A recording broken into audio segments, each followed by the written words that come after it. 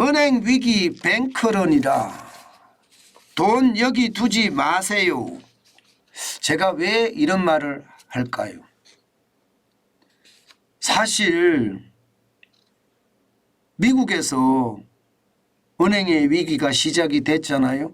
실리콘밸리 은행이 파산하고 시그너처 은행이 파산하면서 이게 점점점 확전되는 양상. 그래서 스위스 2대 은행인 CS 크레디트 스위스까지도 지금 M&A 되는 그런 최악의 상황을 맞고 있습니다. 그런 상황에서 말입니다. 돈 여기 두지 마세요. 제가 이렇게 표현을 하는 이유는요. 이미 미국에서 그런 조짐들이 굉장히 많이 보여요. 여기 두지 말라는 거 말입니다. 여기가 어디냐? 바로 여기입니다. 소규모 은행. 실제로 말입니다. 미국 은행에서 소규모 은행의 뭉칫돈이 탈출한 금액 보세요. 1200억 달러입니다.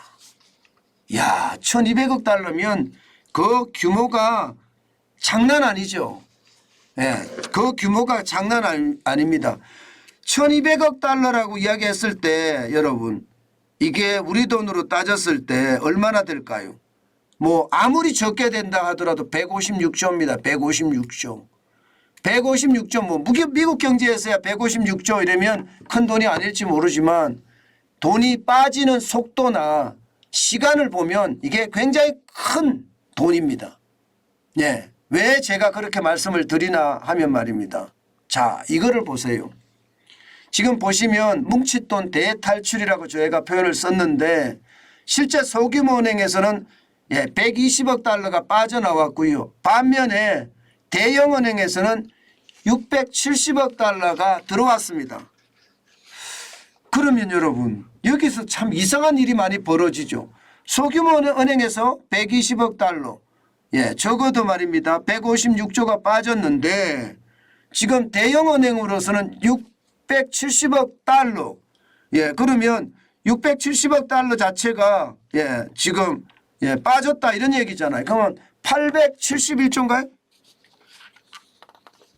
아니 87조죠. 87조. 87조가 지금 들어왔습니다. 빠진 돈은 1200억 달러고 들어온 돈은 670억 달러입니다. 그럼 그 나머지 돈은 어디로 갔을까요? 모두가 은행에 대해서 불안하게 생각하는 거예요.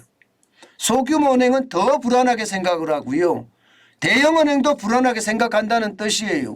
그러면 120억 달러 중에는요. 아마 금으로 갔거나 그죠? 금을 사서 더 안전하게 보관하겠다 이렇게 생각을 하거나 그렇지 않으면 말입니다.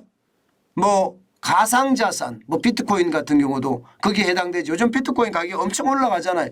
가상자산에 투자하는 사람도 많다. 이렇게 이야기할 수가 있습니다. 물론 일부는요. 여기에서 국채를 사는 사람들도 있을 거예요. 국채를 사는 사람도. 채권 가격이 많이 떨어졌으니까. 그만큼 말입니다. 시장의 불안 상황이 굉장히 커진다 이런 얘기예요. 그런데 더 중요한 것은 이 기간이거든요.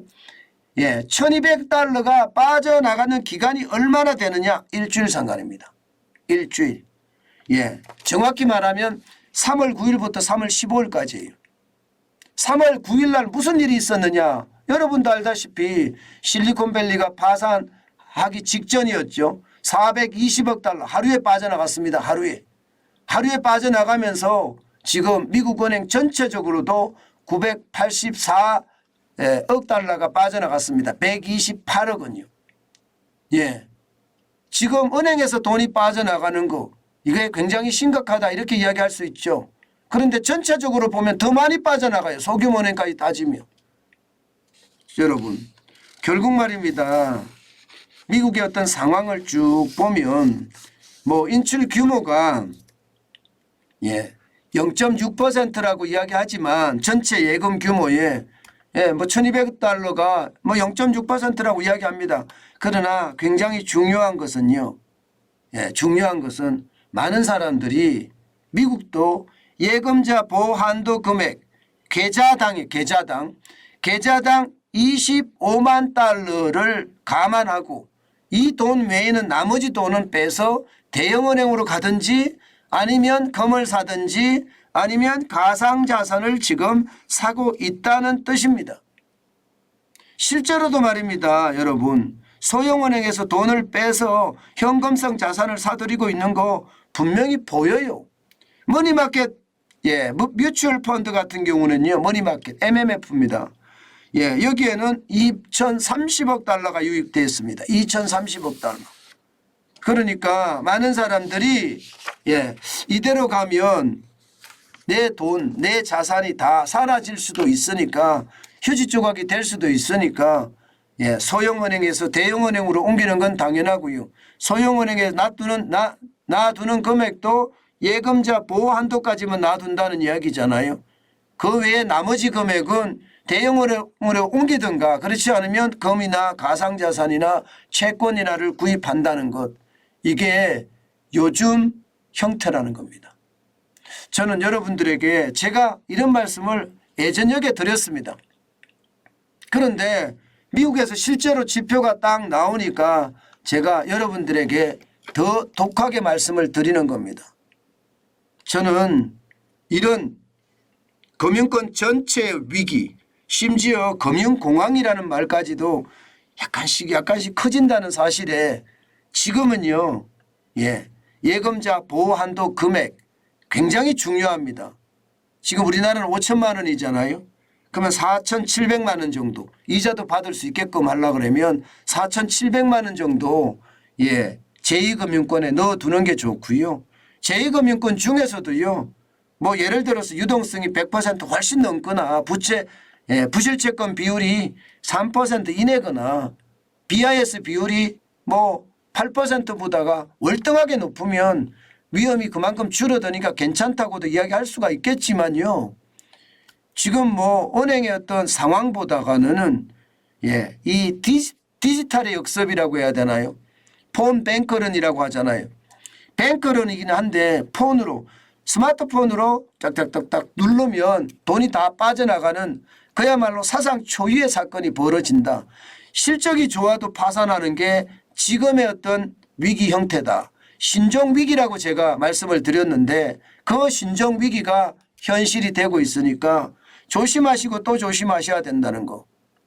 다시 한번 말씀드리고요. 1금융권이라고 하더라도 5대 시중은행이라고 하더라도요. 분산 배치를 하는 거 굉장히 중요하고요. 기왕이면 말입니다. 기업은행이나 우체국도 이용하시는 건 어떨까 싶어요. 한 곳에 너무 많이 돈을 넣어두는 것은 안전하다고 이야기는 합니다. 그러나 그 안전을 언제까지 담보할 수 있느냐. 뭐 크레디트 스위스가 망하고 도이치방크가 흔들리고 미국의 실리콘밸리 은행이 망하고 이런 상태까지 가니 진짜 조심하시는 거는 잊지 말아야 되겠다. 저는 그런 생각 진짜 많이 하고 있습니다. 여러분 제가 이렇게 경고를 할 때 말입니다. 이게 현실이 안 됐으면 좋겠어요. 그런데 여러분 알다시피 정환진 TV에서 경고를 하고 나면 빠르면 뭐 6개월 좀 늦어도 1년 안에는 그게 현실이 되는 경우가 참 많았습니다. 그렇기 때문에 진짜 조심하시라는 거예요. 지금 조심하지 않으면 내 자산이 다 날아간다는 것 반드시 기억하시고 돌다리를 두드려서 넘어가는 게 아니라고 제가 말씀드렸습니다. 이 쇠망치 오한마 망치로 깨고 가는 것도 이미 아니라고 말씀을 드렸습니다. 지금은 아예 돌다리를 건너가지 않는 것이 좋다. 제가 그렇게까지 강조하고 있습니다. 그만큼 은행의 위기는요. 어디로 불씨가 튈지 모른다. 그 말씀 다시 한번 올립니다.